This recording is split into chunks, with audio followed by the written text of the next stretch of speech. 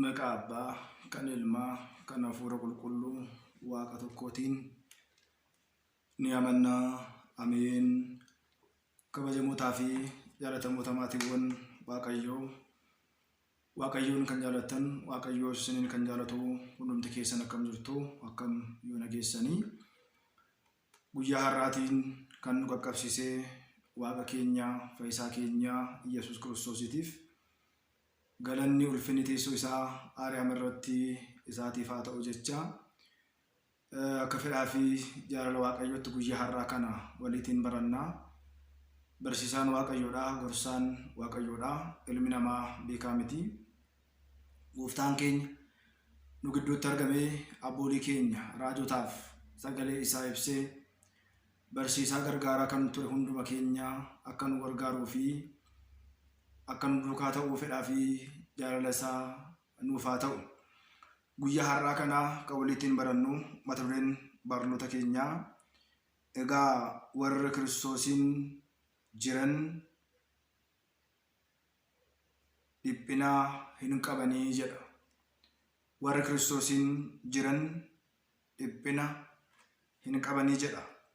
Roomii boqonnaa 8 lakkoofsa 1 gubbaa irratti ifa addunyaa kan jedhani qulqullichi Phaawulos dubbii inni dubbatedha. Guyyaa har'aa kana gara barnoota keenyaatti osoo hin seenin dura miseensi hordoftoota yuutuubii keenyaa taatan haaraan gara yuutuubii keenyaatti gaafa dhuftan sabiskiraayibii, sheer, laayikii gochuu akka hin daganne akka fedhaa fi jaalala Waaqayyootti barnoonni walitti fufiinsaatiin kutaa jalqabaa waliitiin barannu gara fuulduraatti ergan isin beeksiseetiin booda qabiyyee barnoota keenyaa kanarratti dubbachuun barbaachisaadha. Minaalbaat haala koorsiitiin barnoonni kun barnoota haaraadha. Akkuma beekamu dhalli namaa hojii seexanaa yookiin immoo hojii hafuura hamaa, hojii xonqolaa fi hojiiwwan hafuura seexanaa kamiiniyyuu akkamitti injifachuu danda'a? Jireenya namaa keessatti hafuurri hamaan hojii maalii hojjeta? Ga'een isaa maalidha? Akkamitti beekuu dandeenya? Akkamittis immoo jalaatii ba'uu yookiin immoo injifachuu dandeenya kan jedhu fedhaaf jaalala Waaqayyoo ta'ee guyyaa har'aa kana barnoota haaraa kutaa jalqabaa irraa kaasnee isin beeksisaa jirra. Hundumti keessan nu duukaa ta'uudhaan gara fuulduraatti akkamitti daabiloosin injifachuu akka dandeenyu, ilma namaa gara Waaqayyootti akka hin dhufne, akka hin waaqeffanne, mootummaa isaa akka hin dhaanne, jireenya barbaraa akka hin arganne gochaa jiruudhaaf akkamitti jalaa ba'uu dandeenya kan jedhudha. Innis kitaabni kun abbaa keenya barsiisaa Girmaa Wandimmuutiin kan qophaa'ee ganama qabamuu jedha mata dureen barnoota keenyaa. Ganama qabamuu qabiyyeen kitaaba kana minaalbaata hedduu keessan biratti sin rakkisuu danda'a. Afaan Amaariffaatiin kan barsiifame namni hundumtuu beekuu fi fayyuu akka qabu, dhaga'uu akka qabu, akkamitti qormaata daabiloos nu quunname keessaa ba'uu akka dandeenyu, akkamitti injifachuu akka dandeenyuu fi shira daabiloos ilma namaa irratti raawwachaa jiru keessaa ba'uudhaaf akkamitti beekuu qabnaa kan jirudha. Asirratti akkuma agartanii daabiloos bifa kanaatiin ilmoo namaa hidhee kan ittiin taphachaa jiru. Hafuurri daabiloos immoo yeroo baay'ee namoonni baay'een keenya akkuma ilaallu dirqama namni tokko daabiloos yookiin immoo hafuurri seexanaa akka irra jiru iyyuudhaan bakka tsabalaa deemuu qofaadhaan miti kan inni mul'achuu danda'u, kallattii garaagaraatiin mul'achuu hin danda'a. Jireenya keenya keessa, kaayyoo keenya keessa jiraachuu isaa kan beekuu dandeenyu gargaarsa Waaqayyootiin, soomaaf sagadaatiin adeema isaa beekuun barbaachisaadha. Barnoota kana waliigala isaa egaa fedha Waaqayyoo ta'e waliitiin barannaa. Boqonnaa tokko jalatti kan waliitiin ilaallu ni jalqaba hafuura zaarii kan jedhudha. Hafuura zaarii kan jedhudha. Tokko jalatti itti aanee hafuura ayinaxilaa kan jedhudha. Inni sadaffaa hafuura sagaagalaa kan jedhudha. Inni arfaffaan ayinaxilaan kan inni fiduu danda'u, ayinaxilaatiin wanta dhufuu danda'u hafuura budaa kan jedhudha. Inni shanaffaan hafuura jaalalaa yookiin immoo mastafaaqirii kan jedhudha. Inni ja'affaani. Inni torbaffaan tsaayiramoot yookiin immoo ekeraa warra dubbisan jechuudha. Hafuurri kunis maal akka ta'e gara fuulduraatti waliin ilaalla. Inni biraan hafuurota wantoota ammayyaa kana fidan filsifinnaa kan jennu kana saayinsistoonni kan isaan fidanidha. Hafuura andarbii kan jedhu sin ilaalla. Hafuurota matatii kan ergaman bineensa garaagaraatiin kallattii garaagaraatiin hafuura matatii hafuura xonqolaa gara namaatti ergaman kan jedhu ni qaba. Inni biraan hafuura salaabii kan jennu namoonni baay'een isaanii hafuura kana bifa kamiin jedhu salaabii kan jennu kun kan namarraati fudhatu jecha. Hafuura salaabii jechuun waan ta'u kan namarraati eebba kan nama dhowwu jechaadha. Hafuura nama waliin namatti maxxanee jiraatu jedha. Hafuura nama raatessa aziim kan jennudha. Inni itti aanu hafuurota jijjiiramaa ta'an jedha. Inni itti aanu hafuura muraa, hafuura matatii, hafuurota asmaatii, hafuura digimtiidhaan seenan. Namoonni hafuurota fi gochaa isaanii karaa isaan ittiin gara namaatti dhufuu danda'anii sababa isaanii kan jedhudha. Hafuurota hamaa fi karaa ittiin isaaniin ofirraa dhorkuu dandeenyuu fi ogummaa isaa. Inni biraan ergama isaanii ni ilaalla. Hafuurota daabiloosii fi karaa isaan ittiin garan kallattii isaanii kan ittiin ilaalludha. Hafuura matatii gara namootaatti akkamitti isaan kallattii isaan ittiin erguu danda'amanii fi kallattii isaan ittiin seenanii. Inni itti aanu namni hafuurri xonqolaa itti godhame tokko amalli inni agarsiisu jedha. Hafuura daabiloosiitiin yeroo qabaman kan jirudha. Hafuurota hamaa keessa isaaniitti mallattoo isaan agarsiisan kan jirudha. Hafuurota mul'atan hafuurota hamaa kan jirudha. Inni biraan lakkooftuu yookiin immoo moqxoraa kan jedhudha. Hafuurota hamaa hafuurawaa hin taane qaamota miiraa namarratti isaan gaggeessuu danda'an kan jirudha. Obboloonni akka wal himataniif kan wal jibbisiisu yookiin immoo kan walirratti kakaasu jedha. Si'ool irratti hafuurota kufanii yookiin immoo seexanoota kufanii gaara irratti yookiin immoo lafa baddaa irratti kan darbataman jedha. Gammoojjii irratti kan darbataman jedha. Qilleensa irratti kan hafanii fi galaana gubbaa irratti hafuurota ergaman jedha. Gaaraa fi tulluuwwan irratti kan hafan. Inni itti aanu humna Saamsoonii fi diinota isaa dhiphina diinota isaa kan jedhu ni qaba. Ganama ni ajjeefamnaa kan jedhudha. Irra deebuudhaan gaarreewwan keessatti kan ergaman jira. Boqonnaa 4 jalatti immoo haadha Yihudaa Eliyaa kan jedhu Roobeelii Yihudaa ijoollee badiinsaa qajeelummaa dhabiinsa sobiinsa waliin makuu Ti'imaarii fi abbaa isaatiin kan argame jedha. Hafuura naannessaa hafuurota bifaa fi Eeliyaas jedha. Hafuura sammuu keessatti naannessuudhaan dhaloota kuffisu jedha. Inni biraan kan cabe barbaaduu jedha. Kaffaluu fi gargar qoodinsa jedha. Maayidhaan bumtaa hundumaa fi kan dhabame yookiin immoo kan kassare kan jedhudha. Gara lapheetti deebi'uu jedha. Boqonnaa 7 jalatti Waaqayyo fuulduratti baqachuu fi qarshiidhaan of tuulu jedha. Jalqaba bu'uu fi jalqaba bu'ee kan jedhame ni bu'e jedha. Inni lammaffaan immoo kan qabu kan gaddee fi harcaasaa tartiiba sadaffaa irratti harkaa fi uumama irratti kufuu jedha. Inni arfaffaan salphachuu jedha. Iyya galaana keessaa kan jedhudha.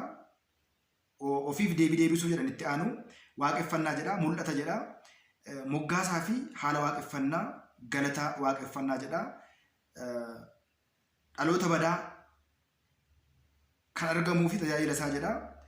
Tajaajila of tuulummaa jedha. Jecha Waaqayyoo kan hin dhageenye fi tajaajila isaa jedha.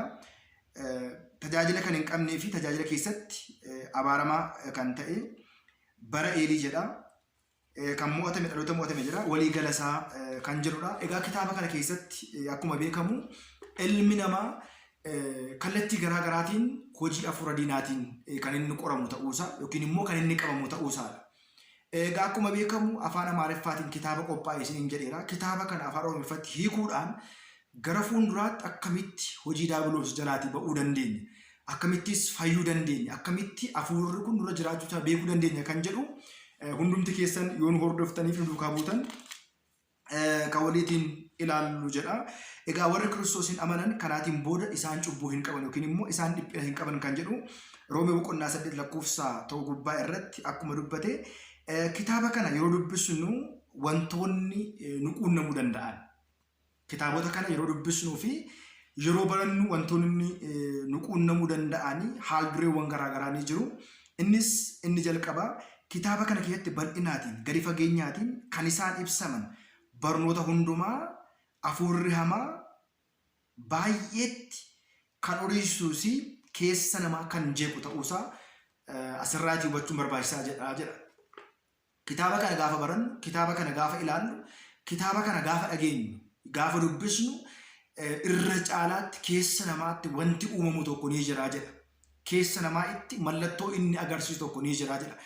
Mallattoowwan kunis maal maalidha kan jedhu ilaaluu fi beekuun barbaachisaadha. Wantooti dhokatan keenya keessatti mul'atan sun maal maal fa'ii kan jirudha. Hafuurri hamaa kun waraanuudhaaf yookiin immoo isa waliin wal waraanuudhaaf dursa hafuura keessa keenya jiru jiraachuuf dhabuu isaa beekuun barbaachisaadha jedha. Kitaaba kana keessatti hafuurri keessa keenya jiramoo hin jiru? Hafuura jedhamu kana hundumaa waliigala hafuura gaafa jedhamu matatiidha, anaxilaadha, budaadha, hafuura xonqolaati, hafuura qaalluuti, hafuura kamiin kan of keessa qabatudha.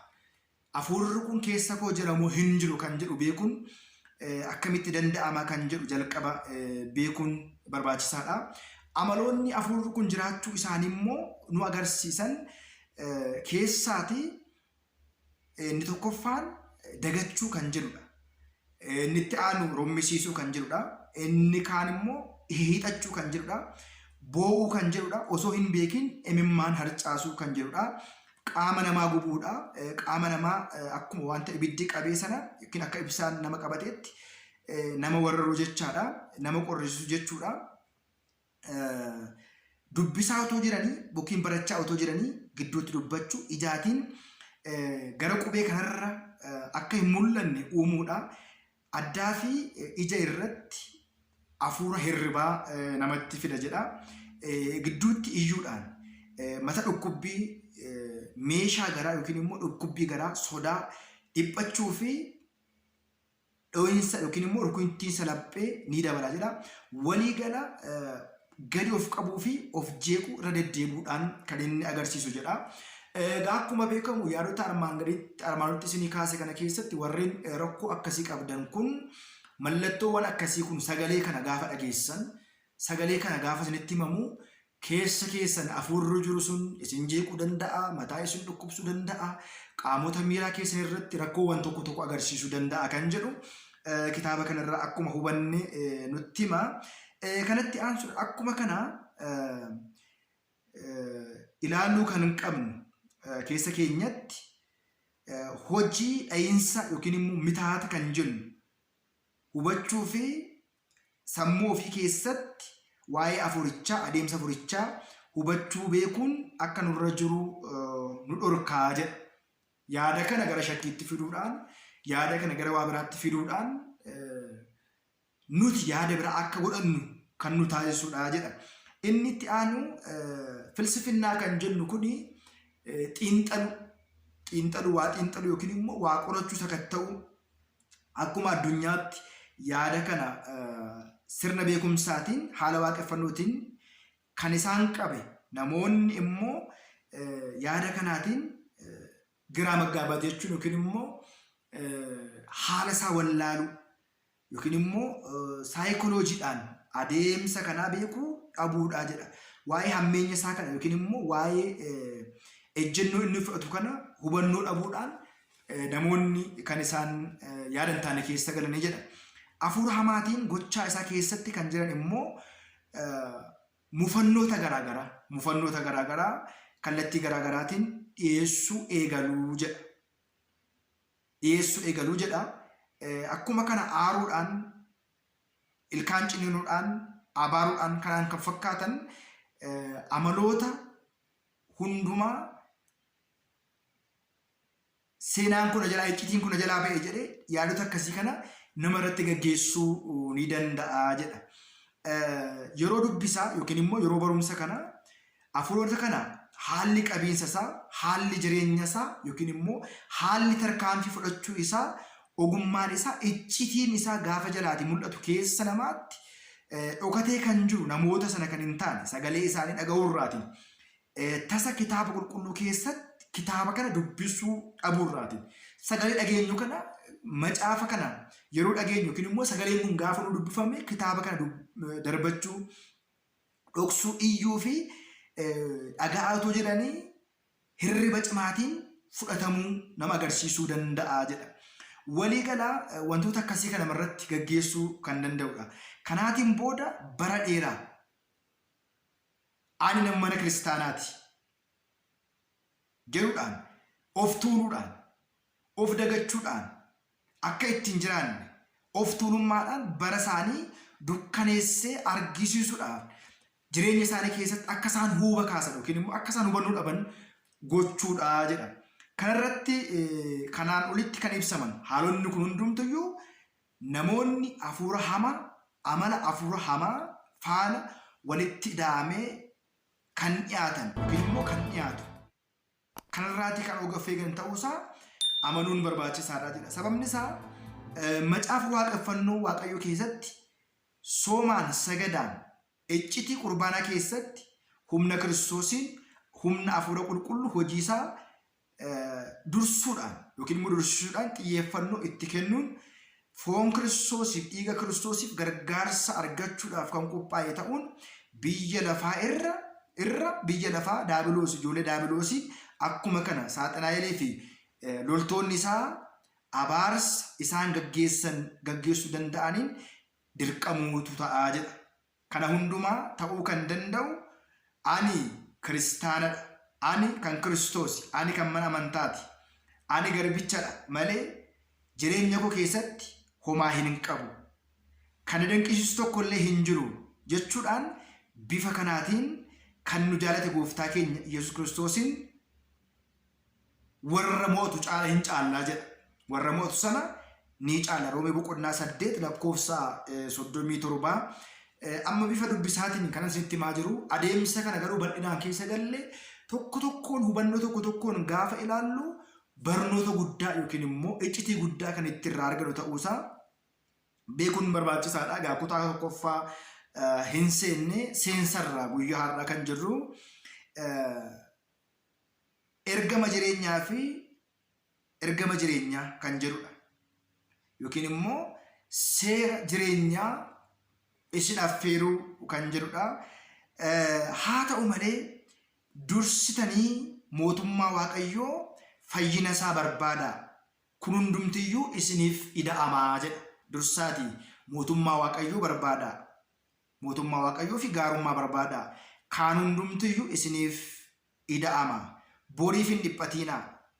Bor guyyaaniyyuu ofiitiif yaadaa jechuudhaan wangeela Maatewos boqonnaa 6:33 irratti gooftaan keenya uumaan keenya Yesuus Kiristoos ni dubbata.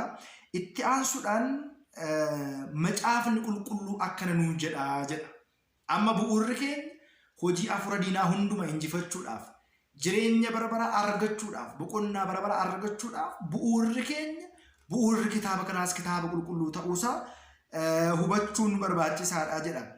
Macaafni qulqulluu akkana jedha. Maal jedha laata? Samii irrattis lola ta'e Mikaa'elii fi ergamoonni isaa jawwicha ni waraananii jedha. Samii irratti lola ta'e Mikaa'elii fi ergamoonni isaa jawwicha ni waraananii jedha. Ergamicha faana wal waraananii jedha. Gin hin dandeenye jedha.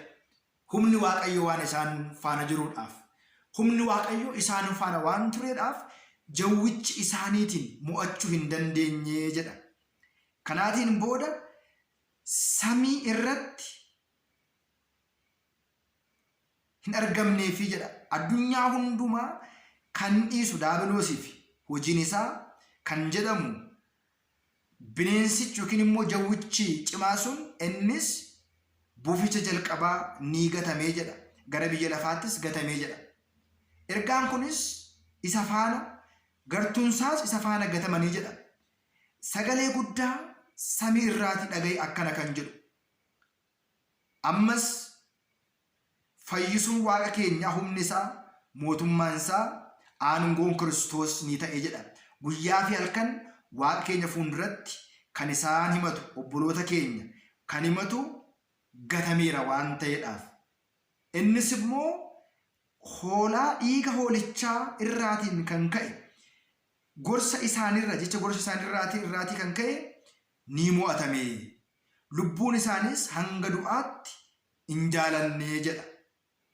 Kanaaf samii keessatti kan bulan isin samii keessa kan bultan gammadaa. Biyya lafaa irrattis galaana keessattis isaaniif immoo nan gaddaafi. Daabiloos bara xiqqoo akkuma jiru beekee horiisaa isaa guddaadhaan isin biratti bu'eera jechuudhaan mul'ata Yohaannis boqonnaa 12:7-20tti Daabiloos samiirraa bu'ee ilmaan namootaa waliitiin ergamoota waliitiin wal lolaa akkuma ture garuu humni isaa dadhabaa akkuma ta'e warreen waaqayyoon kabajan warreen waaqayyoon sodaatan warreen waaqayyoon duukaa jiru mo'achuu akka hin dandeenye kan nutti himudha jechaadha ergaan kun. Kanaatiin booda Daabiloos biyya lafaa keessatti ilma namaa keessa bulee jedha. Ilma namaa keessa bule isuma amma jechaa jirru kanadha. Ijoolleen namootaas samii irraatii kan bu'e kana seexana kana faana wal qabatee uumaa isaanii waaqa isaanii ni gaddisiisanii jedha. Daabiloos laphee isaanii keessa buluudhaan jireenya isaanii keessa galuudhaan akka isaan waaqayyoon gaddisiisan, akka isaan waaqayyoon wal lolan, akka isaan karaa waaqayyoo dagatan, akka isaan daandii jireenyaa dagatan waaqayyootiin akka gaddisiisan taasisee jedha. Bu'uura kanaan Daabiloos warra bitamaniif keessatti hundumaa seenuudhaan socho'uudhaan wantoota armaan gadii kana karaa armaan gadii kanatti fayyadamuudhaan hojii isaa hamaa sana facaasee jedha. Jabiinsa, jal'iinsa, walqoodinsa, dhibee, shakkummaa, jireenya dhabuu, waaqayyo waliin jiraachuu dhabuu keessa isaaniitti ni facaasee jedha. Uummannis yaanni isaanii, yaanni bara isaanii, guddinni isaanii isa hojii isaa hordofuudhaan waaqeffannoon isaanii, adeemsi isaanii humna afuuraa kan tuffatan namoota irratti buluudhaan garaagarummaa sanyii walitti bu'iinsa uumuudhaan amantaa irratti jibbiinsa gaggeessuudhaan gadi fageessee jijjiiramni akka dhufu seenaa keenya balleessuudhaan wantoota hamaa gidduu keenyatti facaasuudhaan namoota hamaa karaa isaaniitiin hojii hojjechuudhaan bu'aa buufachuudhaan meeshaadhaanis waaqeffannoodhaanis aangoodhaanis humna guddaatiin of tuulummaa akka uumamu yookiin immoo of tuula akka taanu irra gochuurra darbee karaa fayyaa keenyaa miidhaa guddaa qaqqabsiisee jira jedha. Hunda keenyatti miidhaa guddaa qaqqabsiisee jira. Har'as lammiiwwan keenya naannaa tsabalaatti, naannaa mana yaalaatti, naannaa hospitaalaatti kufuudhaan rakkoo garaagaraa keessatti argamuun isaanii kan baramaa dhufedha jedha. Afuurri hamaan ammamillee ogummaa gadi fagoodhaan miidhuudhaan gocha isaa keessatti jiraachuu isaa hubachuun keenya barbaachisaadha. Namoonni baay'een akka dhibaman, mana yaalaa akka ciisan, hospitaala akka isaan galan, bakka tsabalaa akka isaan galan kan taasisaa jiru miidhaan Daabiloos ilma namaa gidduutti fidedhaa jedha. Inni biraan zaara kan jennu ayinaxilaan hojiin matatii, hojiin xonqolaa, hojiin awure nagastii, hojiin urjii lakkaa'u የኮ ቆቆጠራ kan jennu mura mul'isu harka ofii lakkaa'u ejji madaaf kan jennu harka ofii lakkaa'u dubbisu hojii moraa warra eker dubbistu shakkummaa dhiiga kan hatu, hojiin sagaagalaa, hojiin mitaatii yookiin immoo mitaatiidha waa gochuu, dhugaatii suusii dhugaatii akkasumas qaama namaa keessatti kanaaf kan kana fakkaatan hojiiwwan kanatti fayyadamuudhaan galma daabiloos yookiin immoo kallattii daabiloos gara namaa galuudhaaf itti fayyadamu karaa isaan muraasaa fi karaa kana hedduu kana jedha jechuudhaan nu kaa'ee jira. Baay'ooliin isaanii akkuma dubbatan waan gaarii karaa gaarii eenyuun nu agarsiisa. Karaa ittiin waan hamaa kana hafuura hamaa kana ittiin injifannu eenyutu waan gaarii nu agarsiisa kan jedhus abbaan keenya qulqullichi Daawit faaruu isaa gubbaa boqonnaa 4 irratti waan gaarii eenyuun nu agarsiisa jedha. Dhaloonni kun hunduu jal'aa yoo ta'e, dhaloonni kun hundumtuu dhaloota mana xonqaayii deemu yoo ta'e, dhaloonni kun hundumtuu dhaloota hafuura hamaa hordofu kana yoo ta'e, waan gaarii eenyutu nu agarsiisa kan jedhu kaa'amee jira. Qophiin kanaas inni guddaan isaa kaayyoon barnoota kanaas macaafa Iyyaasuu boqonnaa 3:5 irratti Iyyaasuunis uummata kanaatiin bor Waaqayyoon gidduu keenyatti dinqii ni raawwata. Har'a eebbifamaa jedha. Yoom Waaqayyo dinqii raawwata, Waaqayyo bor dinqii raawwata. Isin garuu har'a maal ta'a? Har'a eebbifamaa jechuudhaan qulqullichi Iyyaasuu bor hojii Waaqayyoon isaaniif hojjetuudhaaf har'a uummanni qophaa'u akka qabu. Dinqii Waaqayyo arguudhaaf qophaa'u akka qaban dhugumatti yoo amanne, dhugumatti Waaqayyoon yoo amanne, araarsummaa haadha keenya, araarsummaa Tsabalaa, araarsummaa fayyisummaa fannootti yoo amanne Waaqayyoon dhuguma warra har'a dhibamnee jirru bor nu fayyisaa, warra har'a hidhamnee jirru bor nu hiikaa, warra har'a qoramnee jirru Waaqayyo qormaata keessaa nu baasa. Dinqii kan raawwatu Waaqayyoodha. Kan fayyisu Waaqayyoodha. Jireenya namaa keessa galee waan hundumaa gochuu kan danda'u Waaqayyoodha. Namni fayyisuus hin danda'u, kan nama fayyisu Waaqayyoodha. Har'a eebbifamaa jedhe. Bu'uuruma kanaatiin fayyina dinqii hojii isaa hundumaa addunyaatti agarsiisuudhaaf manni kiristaanaa fi kiristaanonni humna cimaa beekuun eebbifamuun gara qulqullummaatti ka'uudhaaf kaka'uun akka nurra jiru nu hubachiisuudhaaf jedha. Waraansi daabiloos maal akka fakkaatu agarsiisuudhaaf kiristaan obbolootaa fi obboloowwan gidduutti walii gala maatiiwwan Waaqayyoo hundumaa bara kana keessatti teekinooloojii saayinsiidhaan kan guddate waliin ogummaadhaan wal faana guddisuudhaan fooyyessuudhaan warra dhufan hafuurota hamaa kana eenyummaa isaanii yeroo waliitiin haala ejjennoo isaanii baay'ee atattamaan jijjiiramaa dhufuusaa akkasumas haalli tooftaa isaanii akkuma kana balleessaa kan ta'e amalli isaanis immoo beekanii amantaa Ortodoksii Tawaahidootiin cimanii waraansa daabiloosiin akka fashaleessaniidhaaf gargaarsa gorsa kennuufi jedha. Kaayyoon barnoota kanaa saayinsii fi teekinooloojiin akkuma guddachaa dhufe namoonni beekne ogummaadhaanis saayinsiidhaanis teekinooloojiidhaanis guddanne jedhanii akkuma dubbatan hojiin hafuura diinaa kamiyyuu inni saayinsii waliitiin guddachaa dhufeera jedha. Amala isa jijjiirrachuudhaan, kaayyoo isa jijjiirrachuudhaan, gochaa isaa hundumaa jijjiirrachuudhaan bifa kanaatiin guddachaa dhufeera. Isa kanaaf tooftaan isaa maalidha kan jedhudha. Kallattii kanaatiin deemsa furaa keenya